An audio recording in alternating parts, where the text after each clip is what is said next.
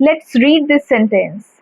Gas crisis forces schools to tweak midday meal menu. এই tweak শব্দের অর্থ কি? Tweak means to make small changes or adjustments to improve something. অর্থাৎ কোনো জিনিসকে আরেকটু ভালো করার জন্য যে ন্যূনতম পরিবর্তনটুকু করা হয়, মানে একদমই অল্প কিছু পরিবর্তন, সেটাকে টুইক বলা হয়। এবং এখানে টুইক কিন্তু একটা ভার্ব ফর্ম। এবার চলো টুইকটাকে সেন্টেন্সে ব্যবহার করে দেখা যাক। For example, the chef tweak the recipe to make it টেস্টিয়ার।